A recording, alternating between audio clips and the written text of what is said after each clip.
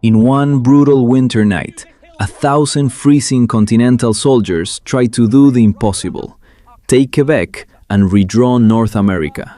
Three bold bets power the campaign: invade Canada, win French Canadians to the cause, finish before winter and before enlistments expired.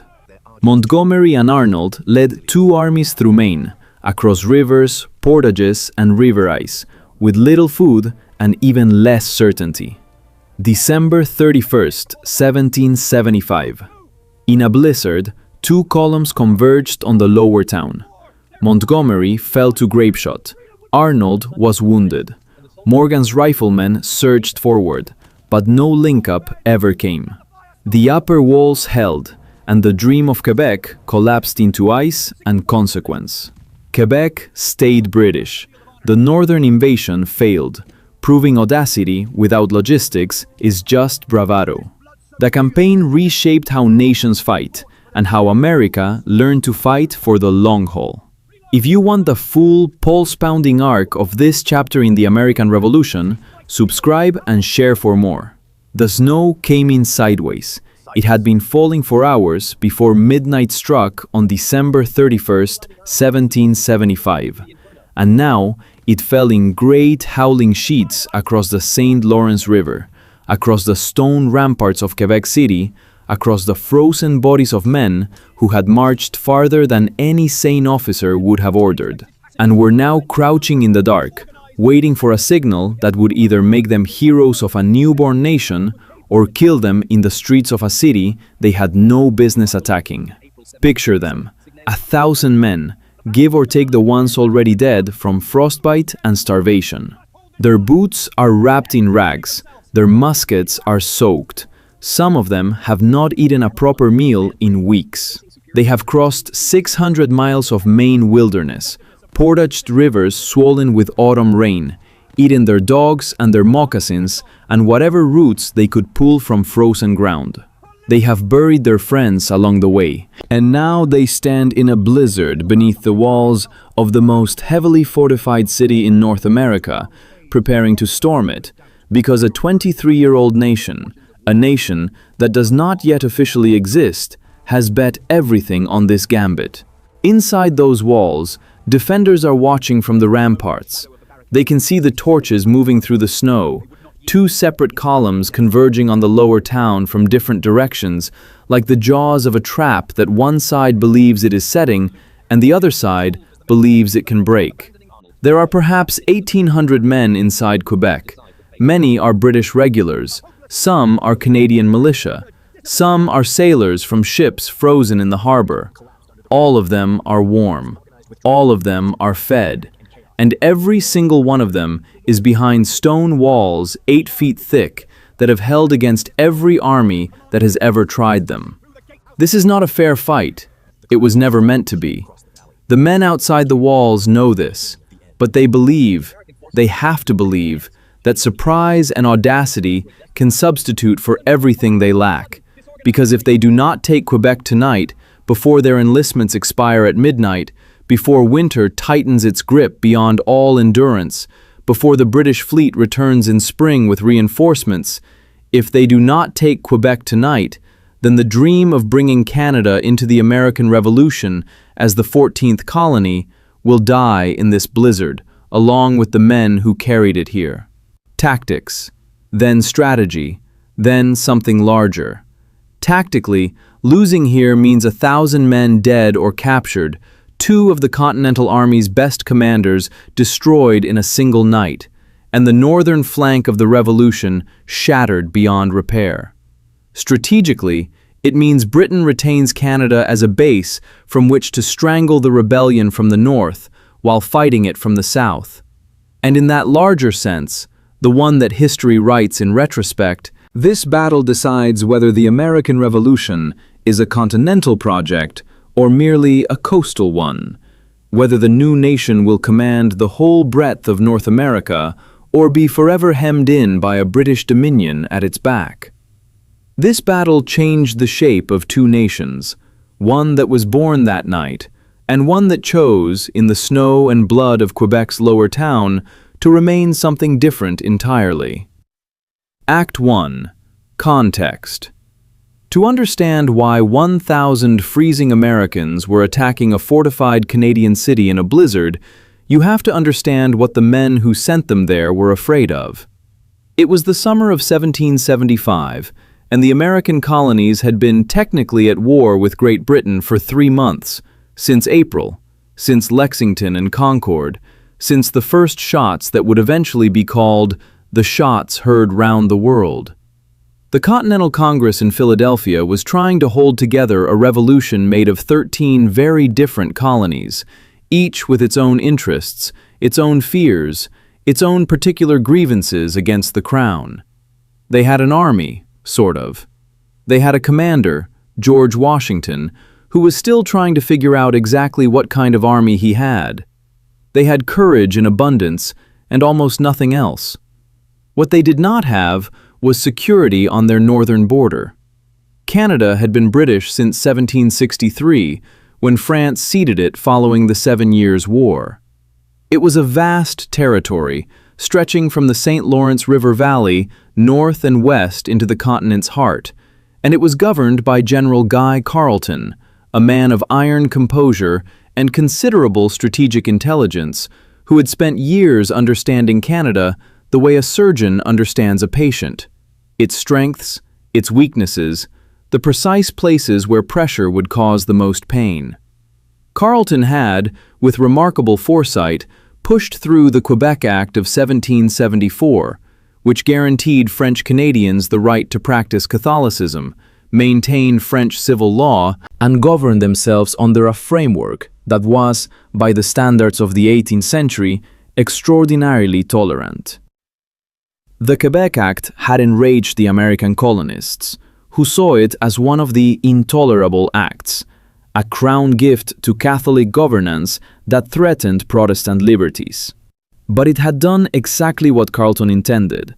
It had bound French Canada to the crown, not through coercion, but through something far more durable, gratitude, and the very reasonable calculation that a British administration which respected your language and faith was preferable to an American Protestant revolution whose relationship to Catholicism was, at best, suspicious. This was the strategic problem that kept the Continental Congress awake at night. If Britain could use Canada as a base, it could strike down the Hudson River Valley and split the colonies in two. The British Army already held Boston, barely. It would soon threaten New York. Add a second front from Canada, and the rebellion could be strangled from 2 directions simultaneously. There was a solution, and it was breathtaking in its audacity. Invade Canada. Capture Quebec City and Montreal. Offer the Canadians, French and English alike, the choice to join the revolution as the 14th colony. Cut Britain off from its northern stronghold before it could be reinforced. Win Canada, and you win North America. It was a plan built on 3 assumptions, all of which turned out to be wrong. First, that the French Canadians would welcome liberation. Second, that the campaign could be completed before winter. Third, that the Continental Army had the logistical capacity to sustain a force across 600 miles of the most hostile wilderness in the Northeast. Every one of these assumptions would collapse before the end of 1775. But in the summer, when the plan was hatched, they seemed not merely plausible, but inevitable to the men drawing the maps. The Congress was not unanimous. There were men in Philadelphia who looked at the proposed invasion of Canada with the cold eyes of practical calculation, and found the arithmetic wanting. They counted the miles and the months and the men, and what they counted did not add up. John Adams, usually the most aggressive advocate for vigorous action, expressed private doubts about timing. Benjamin Franklin, who would eventually join a diplomatic mission to Montreal in a last attempt to win over the Canadians, understood that conquest was the easy part. Convincing was harder, especially convincing a French Catholic population that a Protestant revolution was acting in their interests.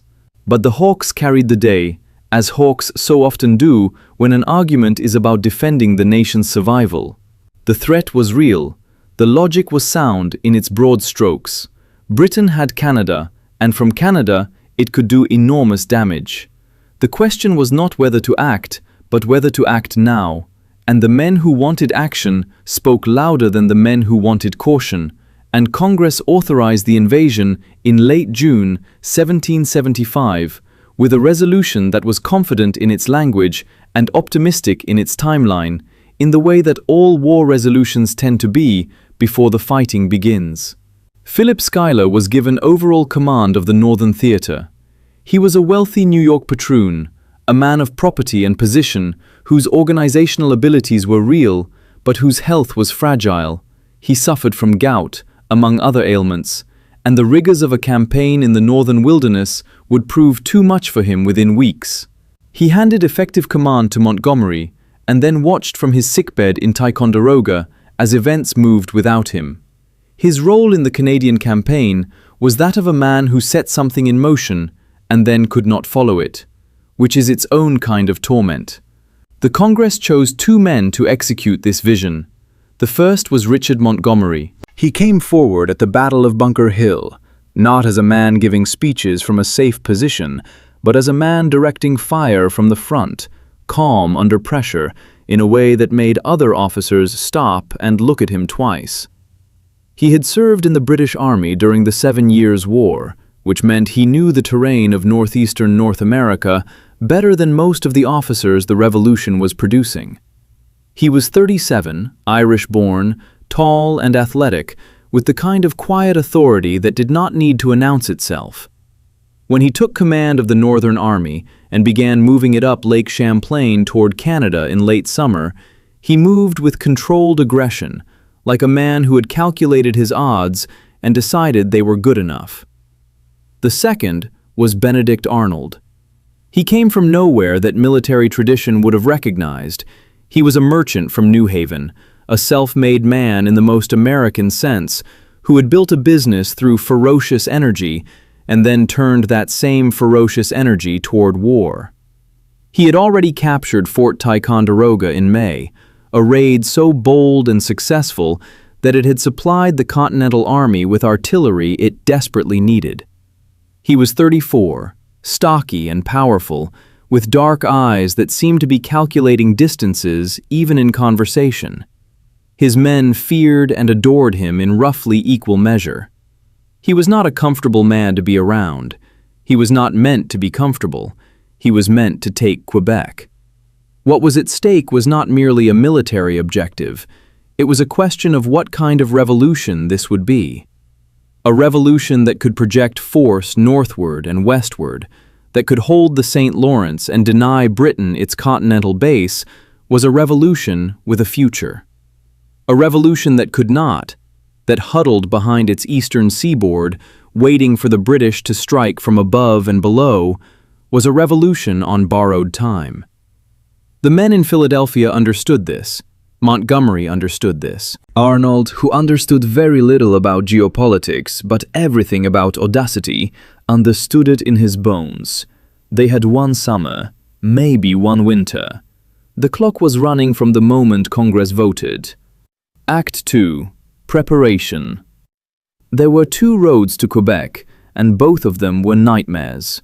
Montgomery's road was the easier one, which tells you something about the other. He moved north from Ticonderoga, up Lake Champlain, the long inland sea that stretched toward the Canadian border, commanding a force that grew as he went, eventually around 2,000 men, colonials from New York, Connecticut, and New England, with a collection of artillery that ranged from serviceable to nearly useless. The lake itself was the road, and in summer, lake travel was possible. But Canada was not summer. Canada was what waited at the end of summer, and Montgomery knew it. He struck first at Fort St. John's, a British position on the Richelieu River that guarded the approach to Montreal. The fort held for weeks, its small garrison, fewer than 700 men, delaying Montgomery's advance through September and into October. Every day mattered. Every day that passed was a day closer to winter, a day less for the campaign to succeed before snow locked everything in place.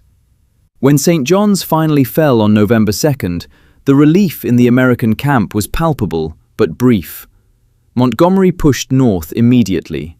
Montreal fell without a siege, almost without a fight. Carleton had made the calculation that the city was indefensible with the forces available, and he made it quickly, the mark of a general who understood the difference between defensible ground and sentimental ground. He evacuated north with his regulars, making for Quebec, the only city in Canada that could actually be held. Montreal fell to Montgomery on November 13th, and for a moment, the campaign looked like it might succeed after all. The Americans occupied the city, accepted the surrender of the garrison, and set about the impossible task of convincing the French-Canadian population that they were liberators rather than invaders. They largely failed. Carleton's Quebec Act had done its work. The habitants, the French-Canadian farmers who made up the bulk of the population, watched the Americans with the cautious neutrality of people who have learned not to choose sides until they know who is going to win. The English-speaking merchants of Montreal were, if anything, more loyal to the crown than hostile to it. A few French Canadians joined the American cause, enough to form small militia units, not enough to matter. The dream of the 14th colony was already cracking before a shot had been fired at Quebec. One man tried harder than most to change this. John Brown, an American officer and lawyer who had been scouting Canada for months, believed the French Canadians could be won over if approached correctly, in French, with promises that the revolution respected Catholic faith and French law, with evidence of American goodwill rather than the usual Protestant contempt for Catholic governance.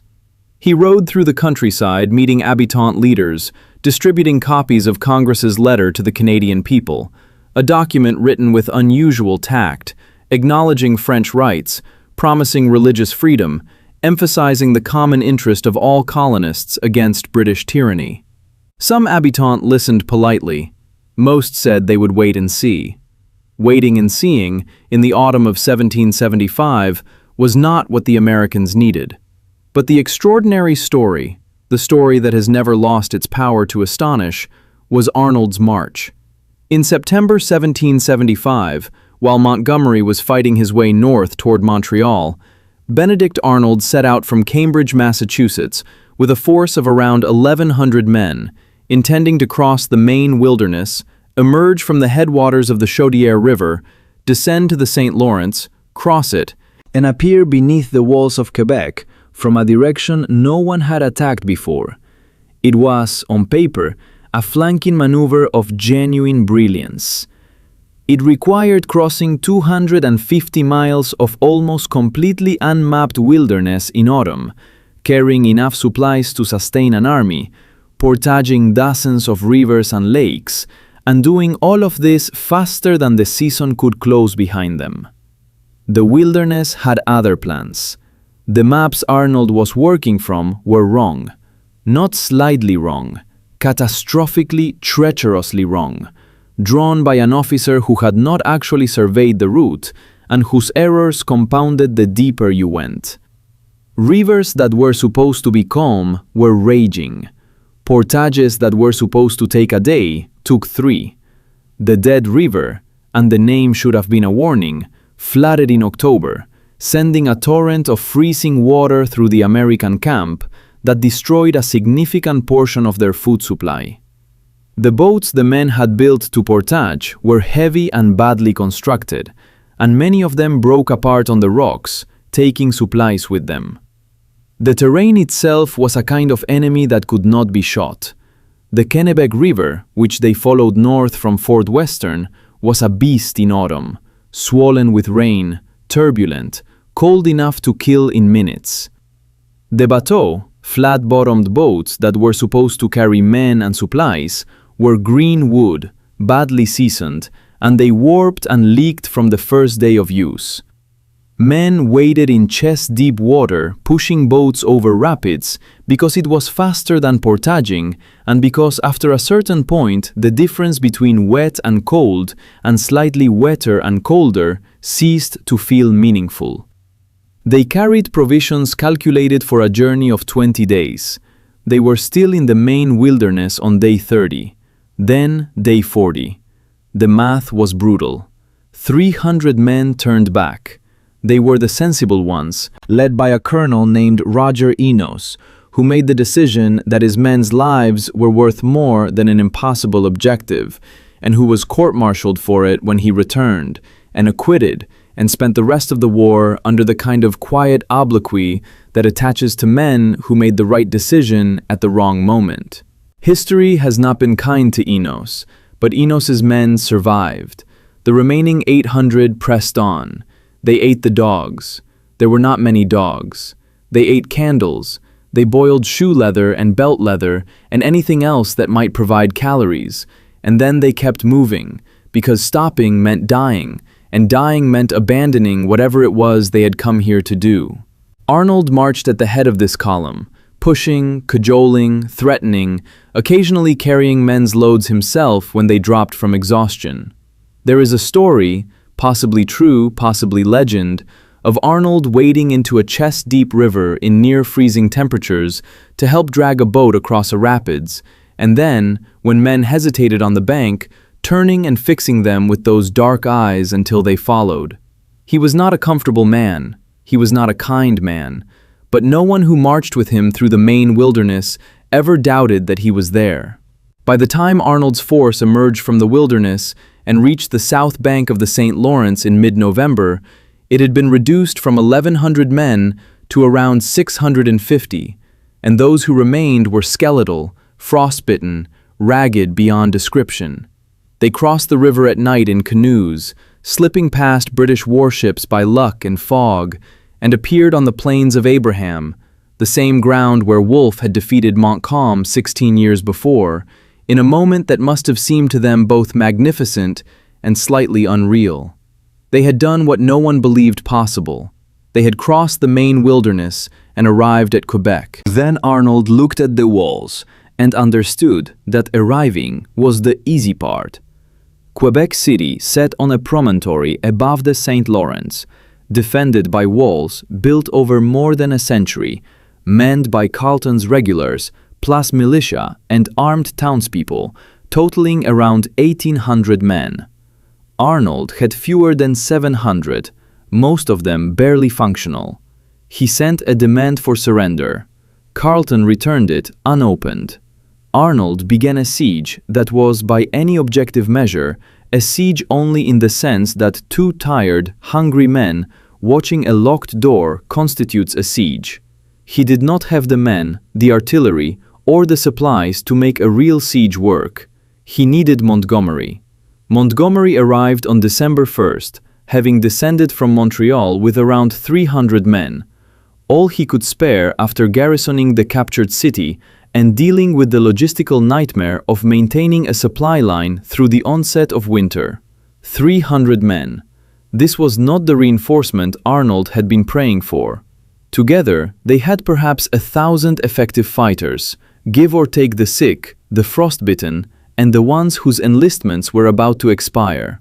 The enlistments were the sword hanging over everything. Almost all of Arnold's men had enlisted until the end of December 1775. When that calendar page turned, they were legally free to go home, and many of them would. Montgomery and Arnold had weeks, not months. They had one option: storm the city before the year ended, while they still had enough men to try. The force they had assembled was a mosaic of the early Revolution. Morgan's Virginia riflemen carried the Pennsylvania rifle, a long, slender weapon that bore no resemblance to the muskets that European armies used, more accurate at distance but slower to reload, a hunter's gun pressed into war. The New England men carried more conventional weapons, muskets with bayonets, the standard kit of an infantry soldier who expected to fight at close range. There was a small artillery train, but the guns were light, nothing capable of breaching Quebec's walls, useful mainly for suppressing fire and keeping defenders' heads down. They had no scaling ladders of the kind that proper siege operations would use. They had axes for breaking through wooden barricades and bayonets for whatever came after. The walls could not be scaled with the equipment they had. A direct assault on the main gates in daylight would be suicide. What Montgomery proposed was a coordinated night attack, in 2 columns, on the lower town, the wharves and warehouses and narrow streets at the base of the cliff, protected by a secondary set of defenses that were less formidable than the upper city, but still formidable enough. The plan was to meet in the lower town, link up, and then push up through the narrow passages into the upper city before Carleton could organize a proper defense. It required precise timing. It required surprise. It required weather bad enough to keep the British sentries distracted and their powder damp. The night before, the men sharpened their bayonets and wrote letters home that they would not send until after, or that someone else would send instead. Some prayed in the Catholic manner, men who had grown up in New England Protestant homes, making their peace with whatever god seemed most likely to be paying attention in the blizzard. A young private from Connecticut named Caleb Haskell wrote in his journal that night, "God has brought us through what no man should have survived. I can only suppose he means us to finish what we started, though I confess I do not know why he should want Quebec when he could have it any time he chose." The journal entry ends there. Haskell survived the assault and carried the journal home. Daniel Morgan, the giant Virginia rifleman who commanded the lead element of Arnold's column, spoke to his men in the flat, direct language of the frontier. No poetry, no abstractions. "We go in the dark. We move fast. We take the first barricade before they know we're there. After that, God's will." His men, tough, experienced riflemen from the western frontier of Virginia, nodded and checked their weapons, and did not speak of the walls or the cold or the possibility that this was the last night of their lives. Montgomery wrote a last letter to his wife. He did not tell her where he was going or what he was doing. He told her he loved her. Then he put on his coat, checked his pistols, and went out into the snow. The storm arrived as if on cue. By 10 o'clock on the night of December 30th, the wind had picked up to a roar, and snow was falling so thick that a man could not see 5 feet in front of him. By midnight, it was a full blizzard.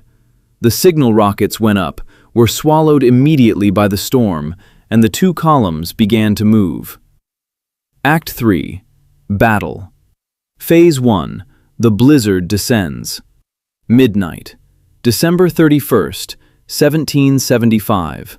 The year was dying, and it meant to take some of them with it. The wind came off the St. Lawrence like a wall, carrying snow that hit exposed skin like gravel, that packed into the locks of muskets and the cracks of boots and the spaces between collar and neck where cold found its most efficient paths to flesh. The men moved in silence as much as the weather allowed, which was not much. The crunch of boots in snow, the clank of iron against iron where a man's equipment shifted wrong, the occasional muffled curse swallowed by the wind. They had been told not to speak. Most of them did not want to. The plan was this: a fainting column under Major Livingston and the Canadian officer James Livingston would demonstrate against the main gate of the upper city, firing muskets and making noise sufficient to suggest a frontal assault, holding Carleton's attention on the walls while the real attack went elsewhere. Montgomery's column would descend the steep cliffs to the south, move east along the riverbank beneath the lower town, and break through the barricades at Près-de-Ville. Arnold's column would come in from the north, down through the suburb of Saint-Roch, and attack the lower town from the opposite direction. They would meet somewhere in the middle, in the dark, in the storm, and then drive upward. It required everything to go right simultaneously. In the dark, in a blizzard, against a prepared defense. The defenders were not entirely surprised. A deserter, history has not agreed on exactly who, had gone over the walls earlier that evening and warned Carleton that an attack was coming. Carleton had rung the alarm bells. His men were at their posts.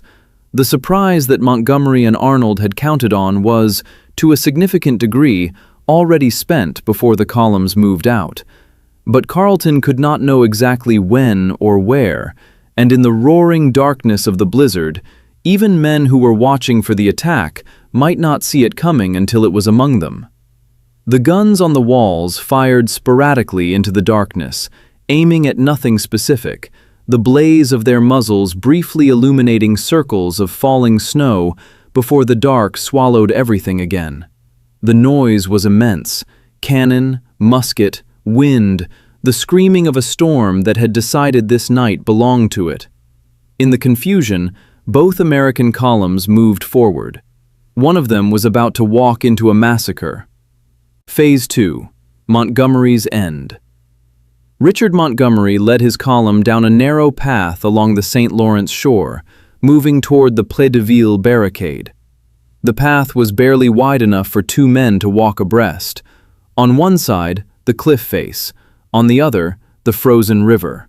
The blizzard was blowing directly into their faces from the northeast, which meant the snow was horizontal, and every step into the wind required an act of will.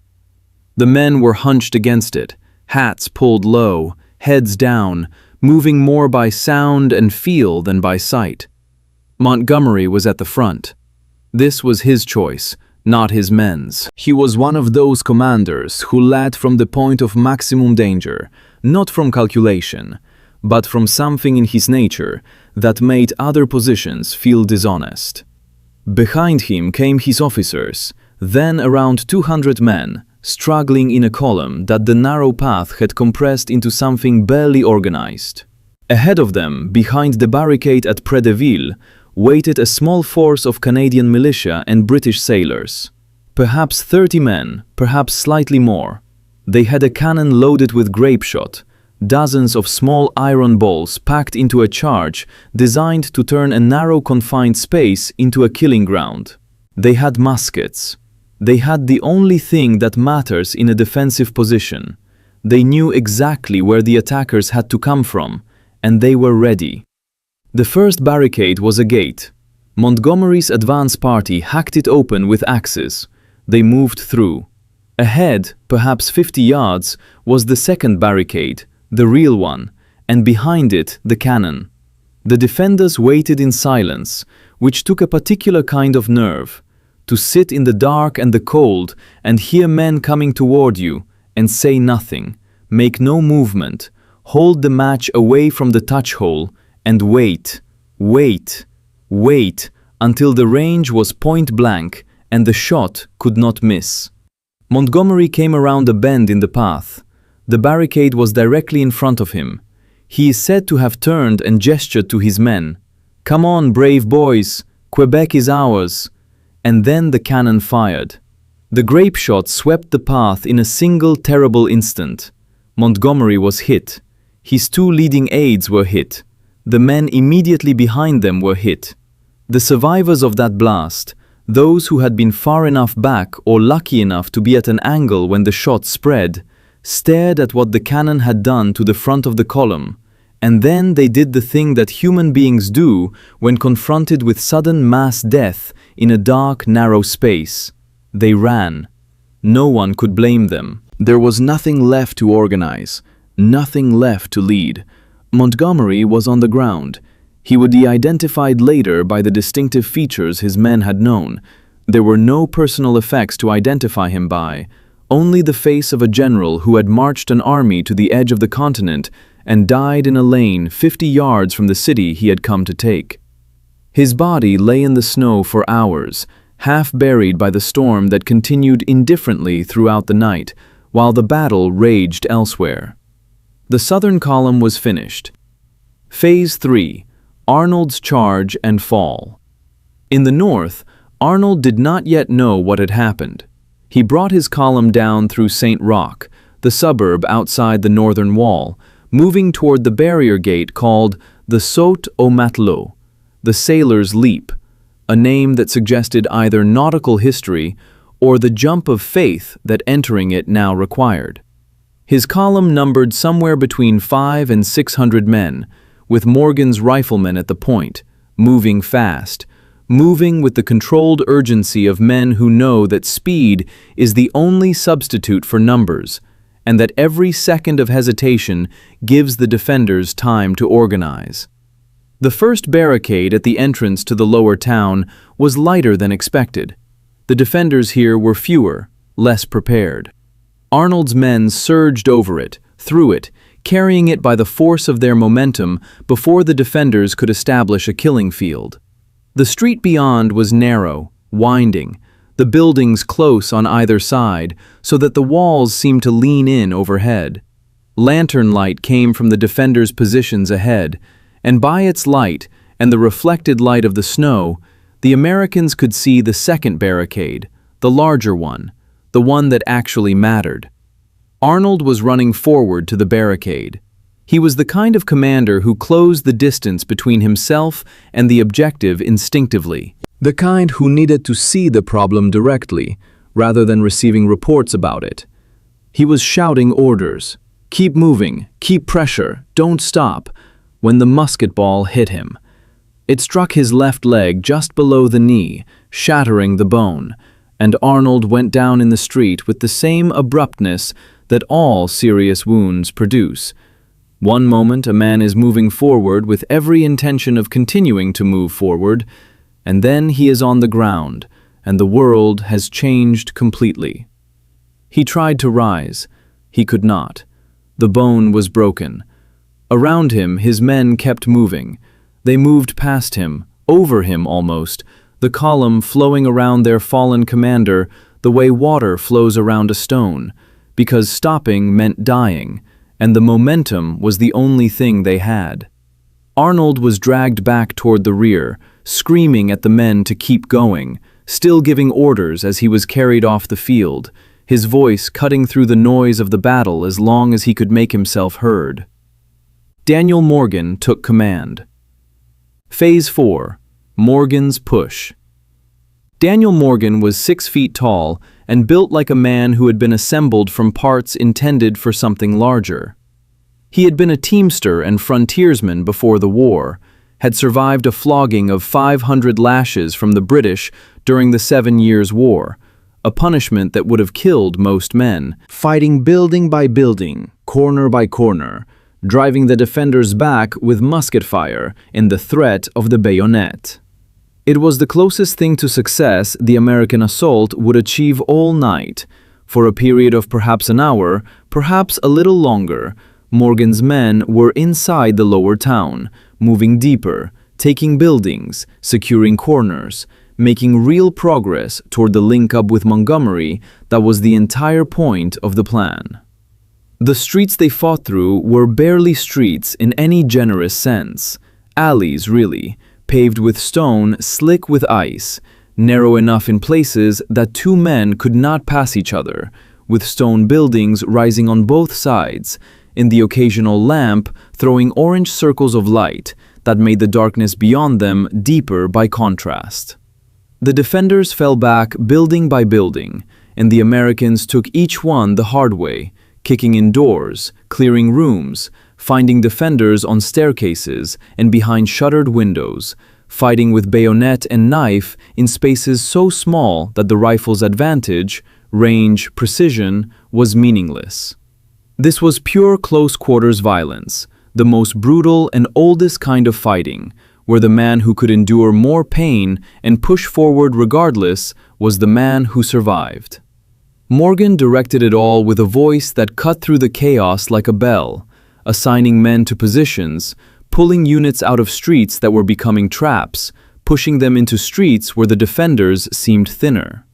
He seemed to be everywhere at once, which is the impression that very good infantry commanders create by moving constantly and appearing wherever the critical moment is occurring. His rifle was long since too fouled to fire reliably.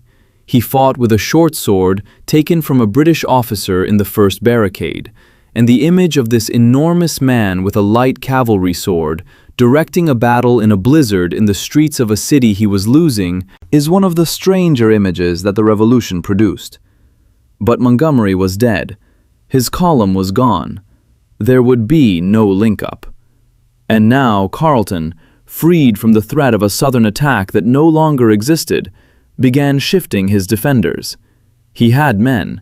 He had organized them into units that could move through the streets he knew better than any American. He had the upper town, from which he could push reinforcements down into the lower town, through passages the Americans had not found and could not block.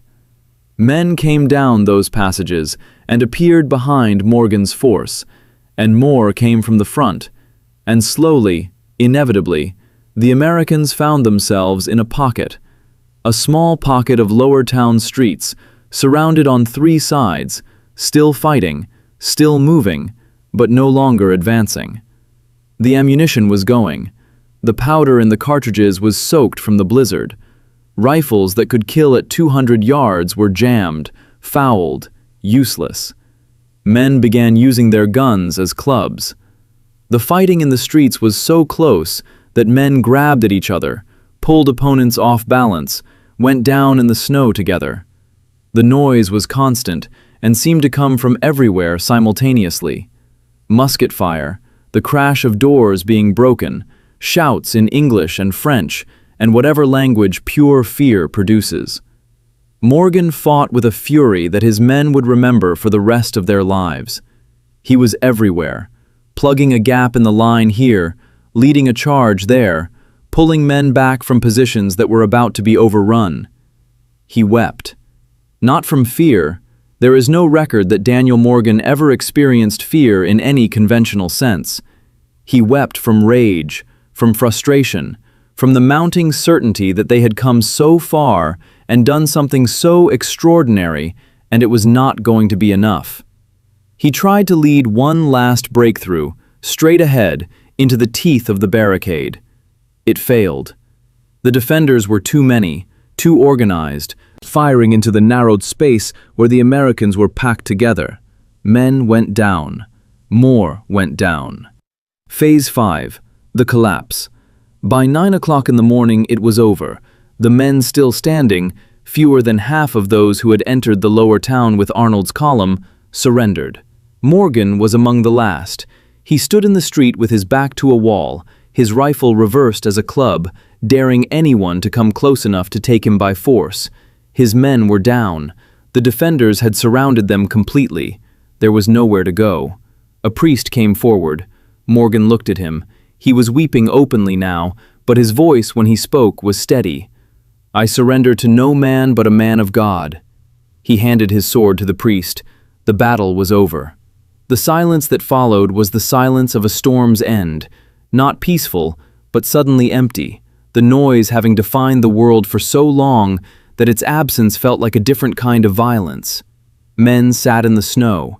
Some were wounded and said nothing about it. Some were unwounded and said nothing either. The sounds that filled the vacuum were the sounds of a city returning to itself, distant voices, the creak of a door opening somewhere above them, the drip of ice from eaves beginning to melt in the gray morning light.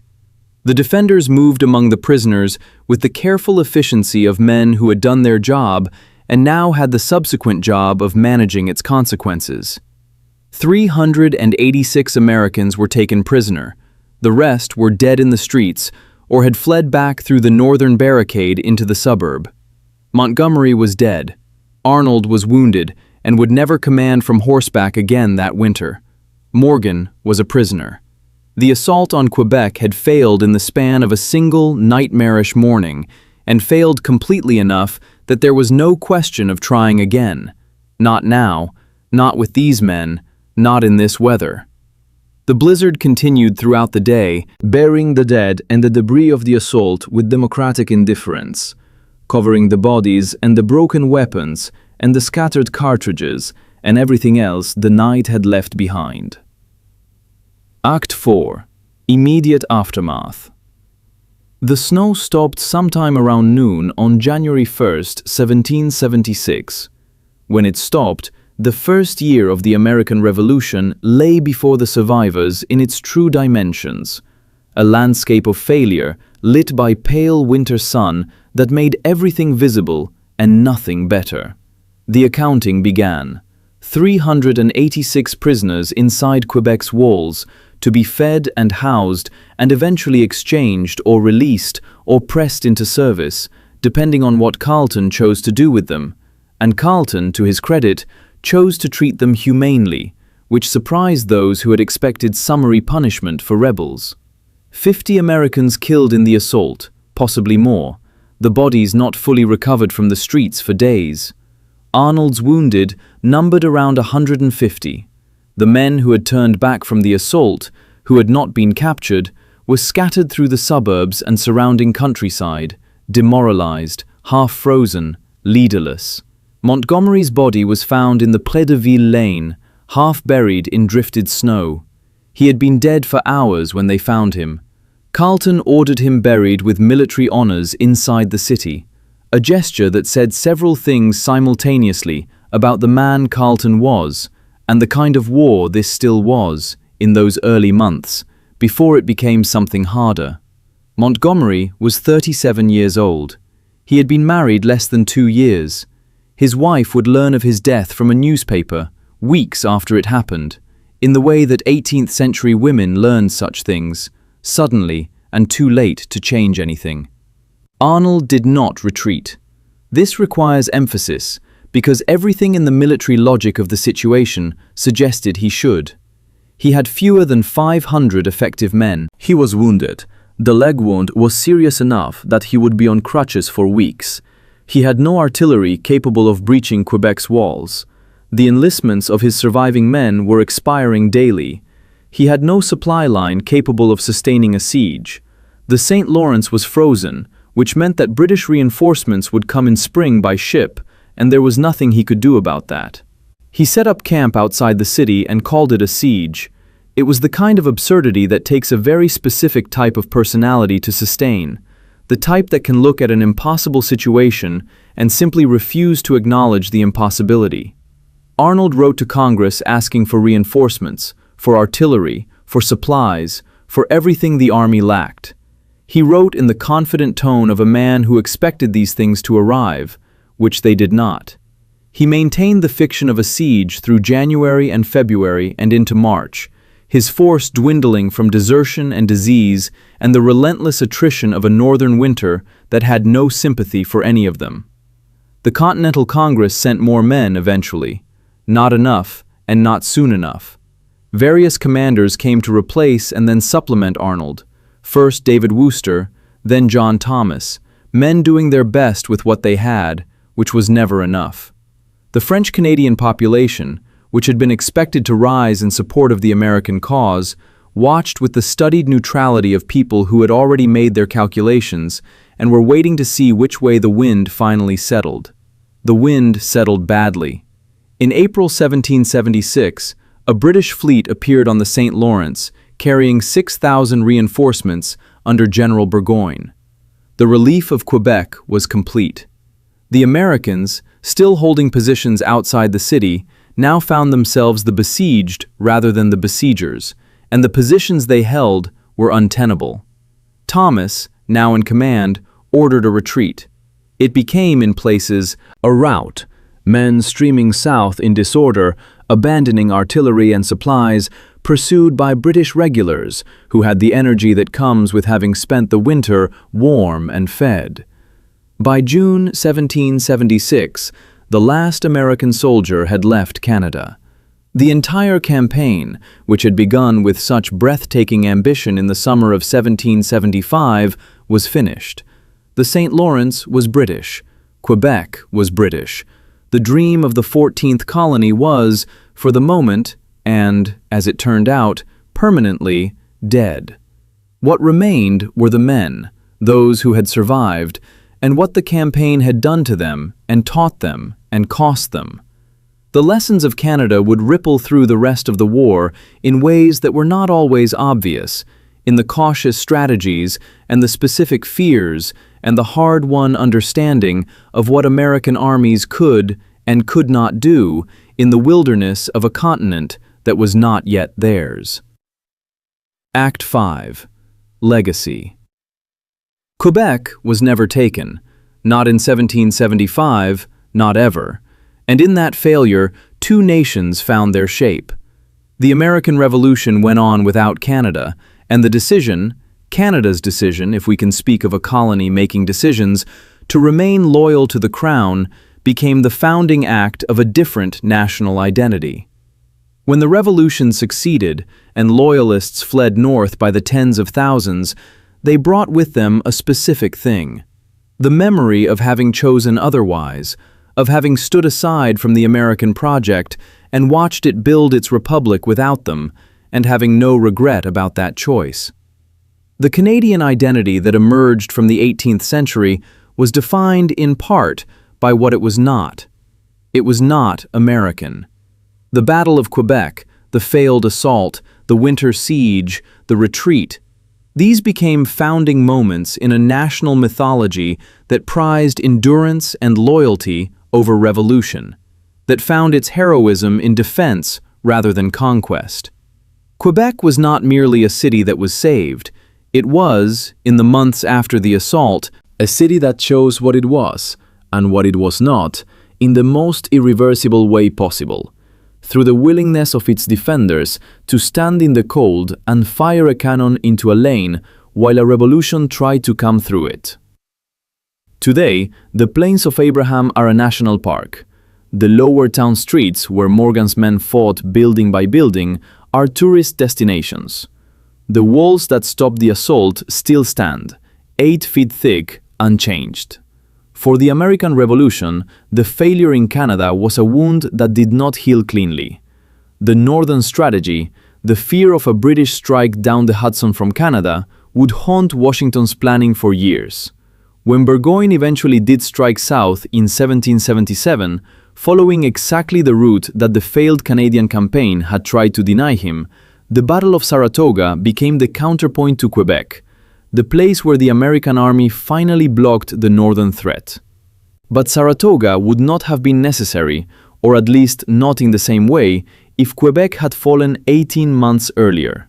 The campaign bought Britain 2 years of Canadian security, 2 years in which the war might have turned any number of ways. Benedict Arnold walked out of the Canadian campaign with a shattered leg and a reputation that was, despite the failure, considerably enhanced. He had done something genuinely extraordinary in crossing the Maine wilderness. He had led men into a city under impossible conditions and pushed deeper into it than anyone had any right to expect. He had held an absurd siege through a Canadian winter through sheer force of will. He would go on to fight at Saratoga, where he would be wounded again and perform acts of battlefield courage that no one who saw them ever forgot. And then, 3 years later, he would betray everything he had built, defect to the British, and spend the rest of his life in a kind of exile, celebrated by the British who gave him a general's commission but never quite trusted him, despised by the Americans who had once called him a hero. He died in London in 1801, largely forgotten, his name by then synonymous with treachery, in the country he had nearly bled to death serving. There is a monument at Saratoga that honors him without naming him, a carved boot, acknowledging the leg wound he received in that battle, refusing to attach the name to the honor. History, when it wants to be cruel, is extraordinarily precise about how it does it. What the Canadian campaign proved in its failure was something that would take the revolution years to fully absorb. That audacity without logistics is just a story about brave men dying for nothing. The Maine wilderness had not been surveyed. The maps were wrong. The supply lines were inadequate before the march began. Montgomery's force was too small from the moment he descended the lake. The enlistment problem, the fact that most American soldiers were signed up for months rather than years, created a strategic paralysis that would cripple American military planning until Washington managed to establish the Continental Army on something like a professional footing. All of these failures were administrative, logistical, structural. They were not failures of courage. The men who marched through the Maine wilderness in October, who fought in the streets of Quebec in a blizzard on the last night of a year that had nearly killed them, who held a frozen siege for 5 months against all reason, those men did not lack courage. They lacked everything else, and perhaps that is the meaning that endures. The revolution was built on courage that ran years ahead of the institutions necessary to sustain it, and the gap between what men could do and what organizations could support produced both the most astonishing moments of the war and its most costly failures. Quebec was the first and clearest demonstration of this gap. The men who froze in those streets learned something that could not be learned any other way: that war is not won by the willingness to die. It is won by the willingness to do everything else: the logistics, the planning, the patient construction of an army capable of sustaining itself, so that the men willing to die actually have a chance to win instead. The snow that fell on December 31st, 1775, has long since melted. The streets where Morgan wept and surrendered have been built and rebuilt and built again. 2.5 centuries of lives layered over the cobblestones where Americans bled.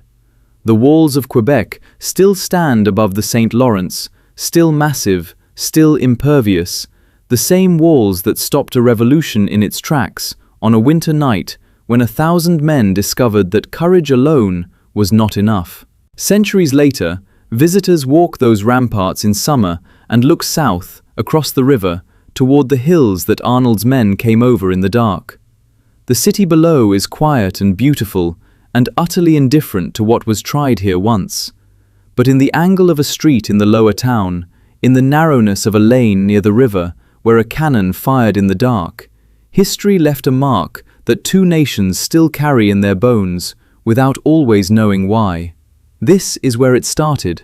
This is where it failed. This is where two North Americas found the border between them.